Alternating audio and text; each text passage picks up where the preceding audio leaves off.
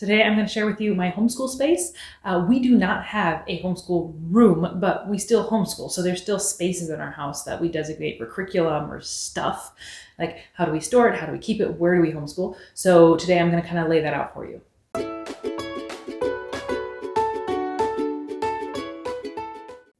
Hi, welcome. Thanks for joining me today. So like I mentioned, we don't actually have a homeschool room, and I've done another video on why I don't think a homeschool room is necessary. So I'll throw a card up here so you can kind of check that if you're interested in that.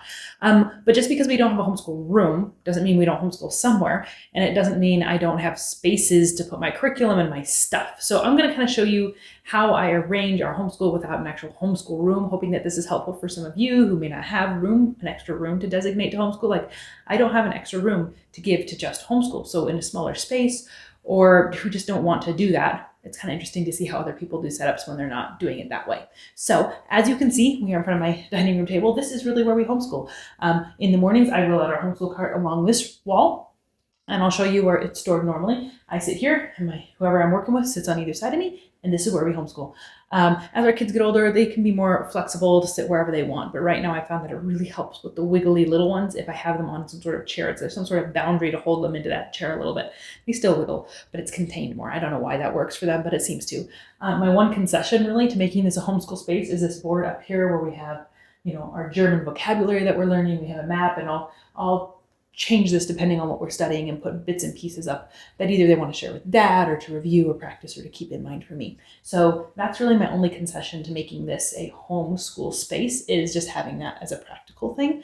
But really this is where we do our homeschool, and it works just fine. And it allows me the flexibility to walk around and do other things while my kids are working on whatever I'm working on with them. If I don't have to be right there all the time, I can, step over to the stove and mix something and then come back. It gives me a little bit more flexibility, and I really, really like that. So this is where we homeschool. I'm going to go ahead and show you where I store all my curriculum, all my supplies, all my books, and kind of how I have those set up. So in this room, it is where I store most of my homeschool stuff. We have my printer kind of in my husband's office area. My 2-year-old sleeps in here, and this will eventually become his room. And then we have my homeschool shelf. So you can see my homeschool cart is here, and I roll this out to the table when we do school, and then roll it back in here in the end of the day. And then on this windowsill, I have our records bin and library books that I am processing or that I have for different school subjects. I have a big stack and box of paper here and more library books. So this setup is, it works. It's not perfect. It's not beautiful, but it works very well for me. So in our homeschool shelf, we have on this top shelf, we have mainly history. It goes into history and science, and then science related books. And then this is mainly math stuff.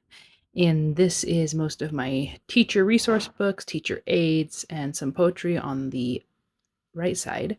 And then one step over, we have geography related stuff, some miscellaneous notepads, paper kind of things. And then we go into language arts and more kind of religion. And then on this side is the workbooks and stuff that we're using this school year.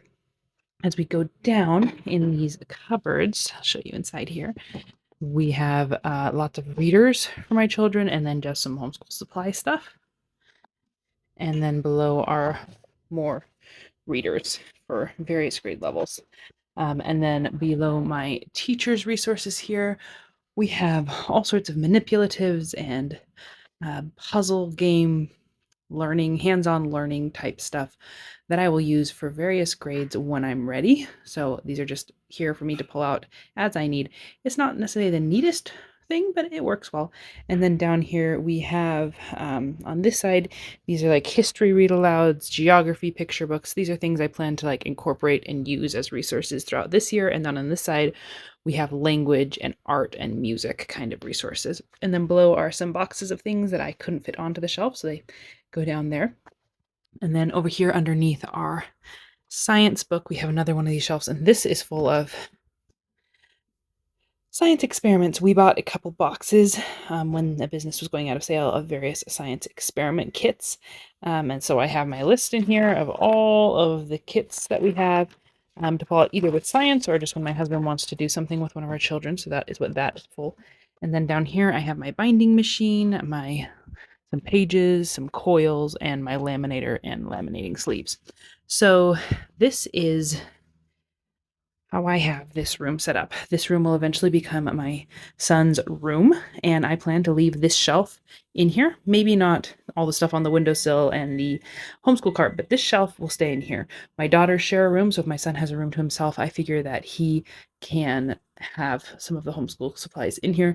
The office will not be in here always. That will get moved to our upstairs room, and that's kind of how I have my setup. In the closet over here, we also have a few games, puzzles. We have some art supplies, some resources, just some miscellaneous in here. But if I can't fit something on the shelf, often like some science experiments or stuff will end up in this closet.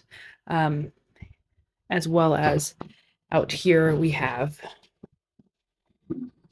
some art supplies, pens, pencils, stuff for my kids. This is more like just a kind of section with some craft stuff in it. So lastly, I am going to walk upstairs and you will see me showing you our bookshelves upstairs as kind of the last spot that has homeschool resources.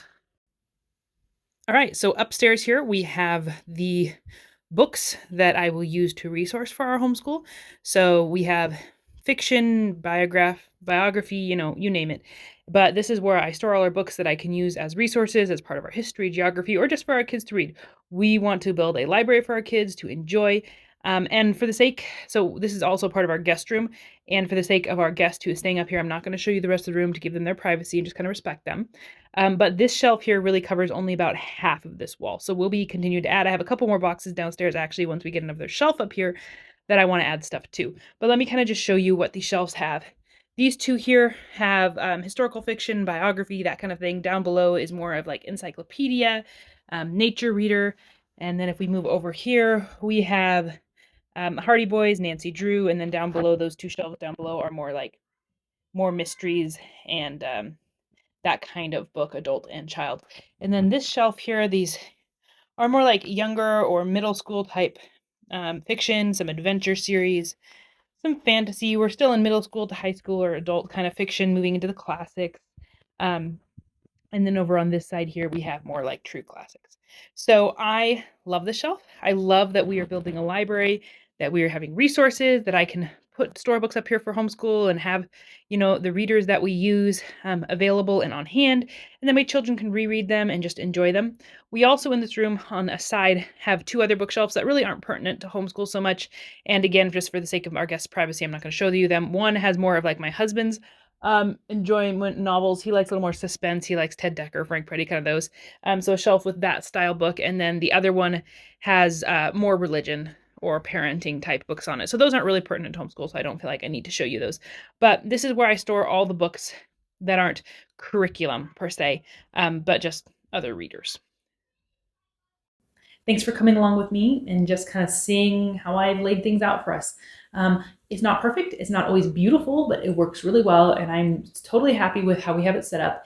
I like the flexibility of not having to designate a room in our house to homeschool. And like I said, I don't want to go into the whole, like, why do we not homeschool room? Because I've already done that. But this just setup just works for us. So maybe it gives you some ideas, something to think about as you think through your space if you don't have room for a homeschool room and how you might arrange all of your stuff.